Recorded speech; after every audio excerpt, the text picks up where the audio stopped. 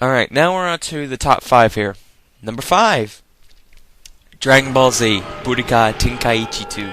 Now, coming from a person who really does love Dragon Ball Z, of course you're going to see a Dragon Ball Z game in this.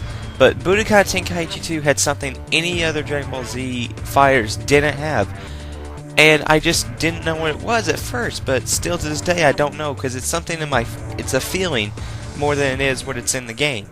Just so many characters to choose from, the scenarios were really fun to play through, and just being able to enter the All-World Martial Arts Tournament. Even though I've unlocked pretty much everything, I still go back and play this game about once a month. I just love it. It's my favorite fighting game of all time on the PS2. Just overall, really fun game.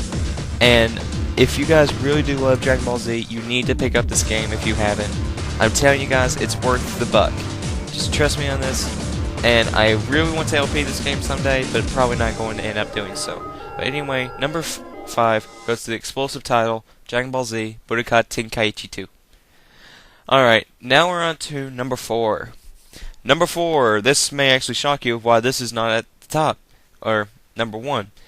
Number 4 is Ratchet & Clank Up Your Arsenal. Now, coming from... I got into Ratchet & Clank at the beginning of 2010, and I'm so happy I did, because this game was definitely my favorite as the original trilogy, with Deadlock being second after this. And it was really hard for me to choose between Deadlock and Up Your Arsenal, but I had to give it to Up Your Arsenal for Dr. Nefarious, introducing the best villain of all time. Just had to go to Up Your Arsenal for best villain. And just... the story was really not that good in my opinion, but just gameplay of it, it fixed everything Ratchet 1 did and Ratchet 2, and just fixed everything to perfectness. And probably was the very first PS2 game that, as far as I know, got online. But other than that, Ratchet & Clank Up Your Arsenal, really fun platforming shooter, just everything from Ratchet & Clank, and has set up the best, probably one of the best franchises ever to exist. But anyway, number 4, Ratchet & Clank Up Your Arsenal. Now we're on to the top 3. Now, number 3, now this definitely deserves a spot. Number 3, Klonoa 2, Lunatea's Veil. I freaking love Klonoa. I have still not yet to play the GBA games, but this one has got to go to number 3 for being one of my all-time favorite platformers and favorite characters.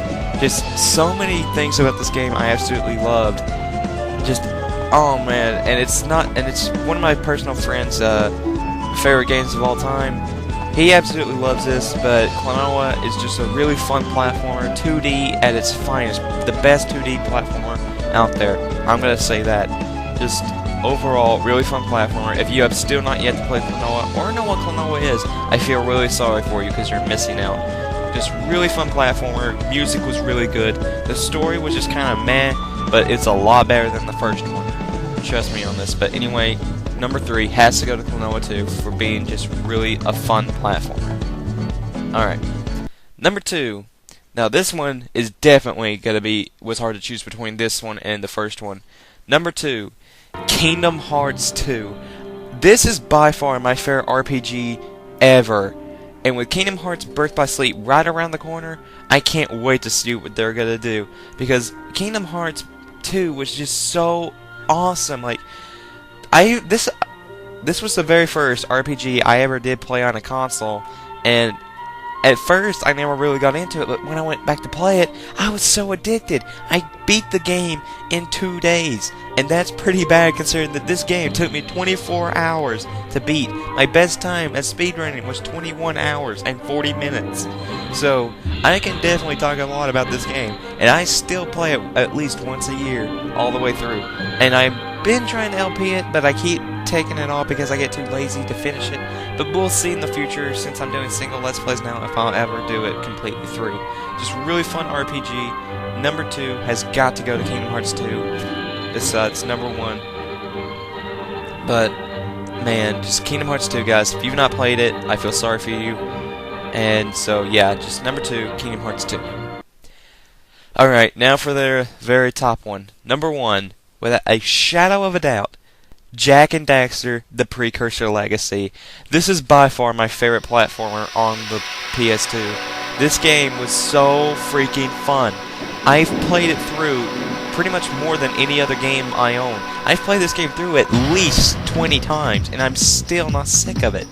I love this game to death, and it introduced me to one of the greatest franchises I love by Naughty Dog, the Jak and Daxter series.